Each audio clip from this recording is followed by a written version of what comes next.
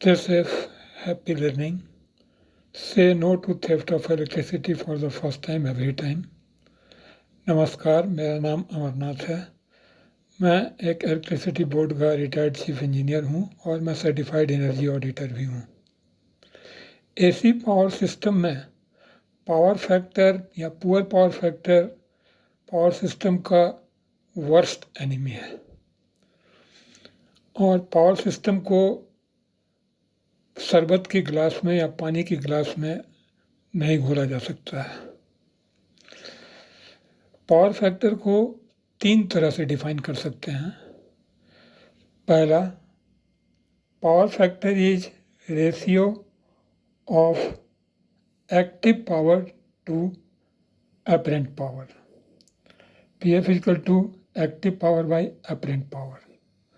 Popular power factor triangle की बात यदि करें तो ये एक्टिव पावर है, किलोवाट, मेगावाट या वाट में हो सकता है या गीगावाट में हो सकता है।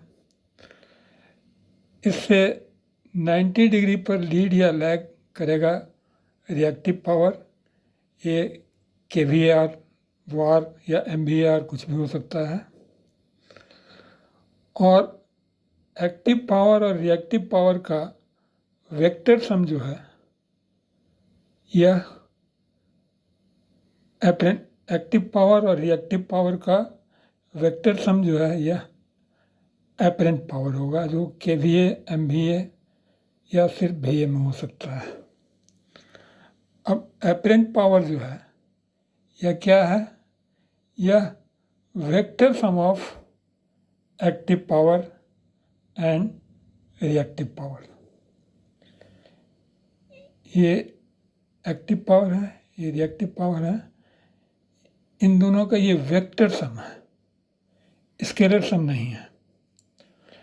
जो लोग शरबत की गिलास से इसको कंपेयर करते हैं वे अपरेंट पावर को एक्टिव पावर और रिएक्टिव पावर का स्केलर सम दिखाते हैं, जबकि यह स्केलर सम नहीं, वेक्टर सम है।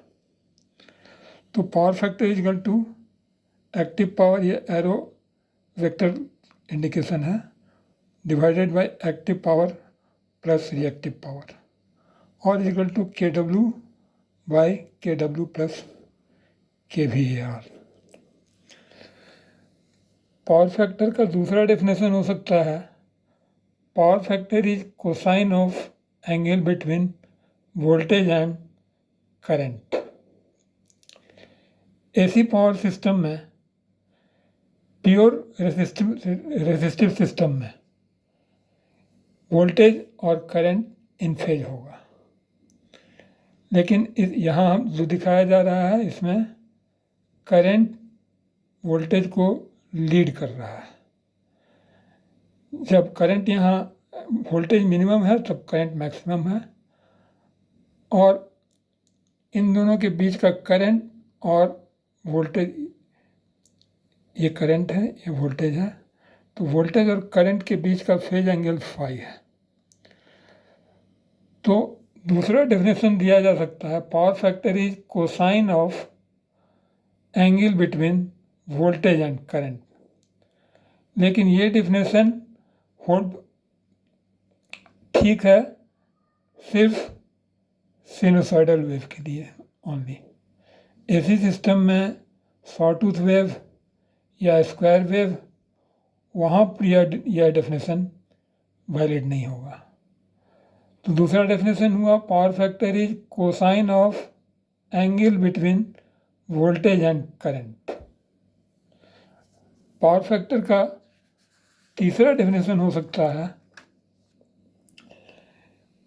Power factor E of A power load is measure of its proximity, नज़दीकी, विथ रेसिस्टेंस। कोई लोड रेसिस्टिव, किसी सिस्टम में कोई लोड है, मान लीजिए यह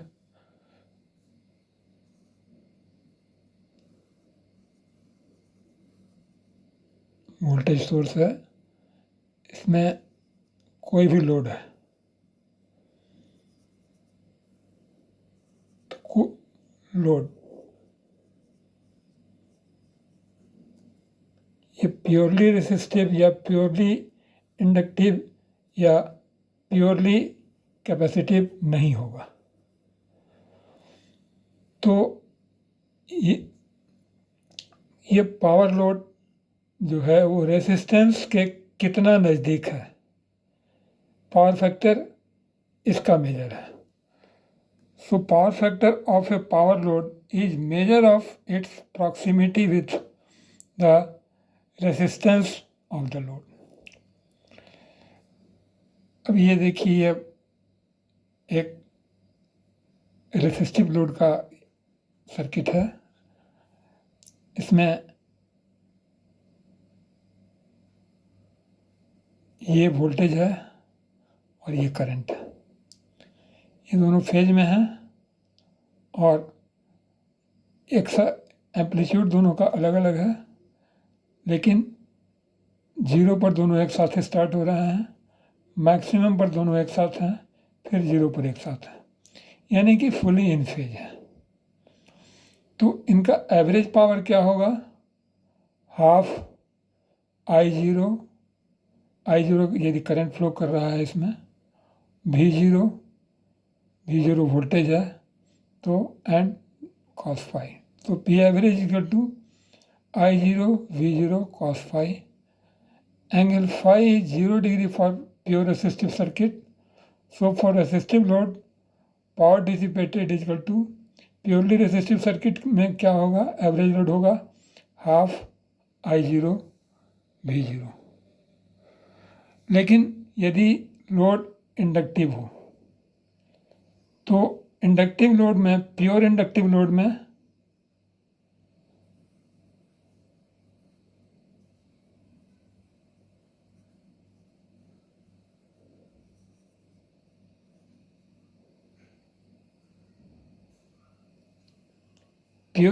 लोड में एवरेज पावर जो होगा ये 0 होगा। एवरी हाफ साइकिल वो इंडक्टिव लोड में क्या है, ये इंडक्टेंस काइनेटिक एनर्जी स्टोर करता है, तो यहाँ से यहाँ इस साइकिल में एनर्जी स्टोर करेगा, फिर यहाँ से यहाँ एनर्जी रिलीज करेगा।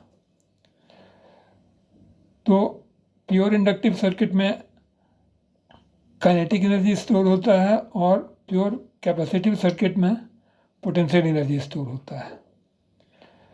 तो प्योर इंडक्टिव या रेसिस्टिव लोड यदि होगा तो ये एवरेज लोड जो होगा उसका वो 0 होगा। लेकिन जैसे जैसे ये रेसिस्टेंस का वैल्यू इसमें बढ़ते जाएगा, इस सर्किट पर चर्चा करें।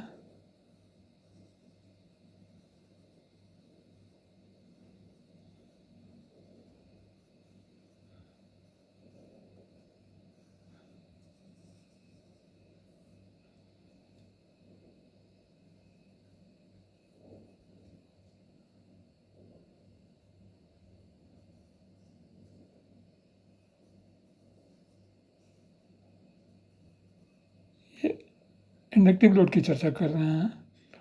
जैसे जैसे यदि ये प्योर इंडक्टेंस रहा तो एवरेज पावर 0 होगा। जैसे जैसे अब ये रेसिस्टेंस वेरिएबल है, तो रेसिस्टेंस जैसे जैसे बढ़ाएंगे वैसे वैसे एवरेज पावर बढ़ते जाएगा। अंत में रेसिस्टेंस यदि इनफाइनाइटली इतना बढ़ जाए कि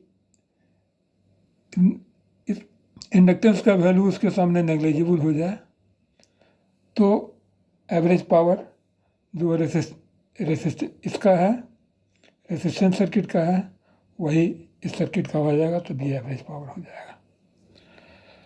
तो यहाँ पर पावर फैक्टर क्या होगा,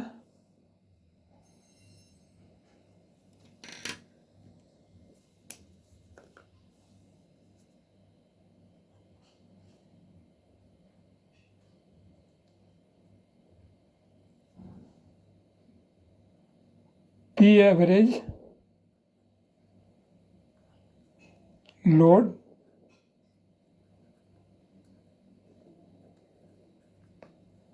डिवाइडेड बाय पी एवरेज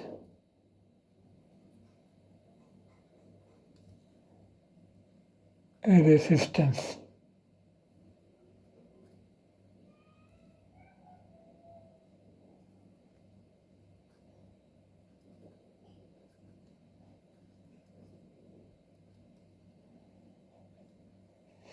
तो इस तरह हम देखते हैं कि पावर फैक्टर का तीसरा डेफिनेशन हो सकता है, power factor is of A power load is measure of its proximity with the resistance. मतलब कोई लोड रेसिस्टिव लोड के कितना नज़दीक है, इसका मेजर है power factor.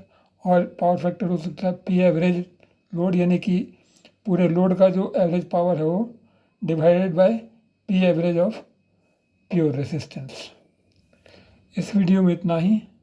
Thank you. Stay safe. Happy learning. Please check your subscription so that you don't miss next video from this channel. अब जल्दी ही हम इस पावर फैक्टर के डेफिनेशन और उसके एप्लीकेशन का ग्राफिकल और मैथमेटिकल रिप्रेजेंटेशन के साथ एक वीडियो लाएंगे। Thank you very much.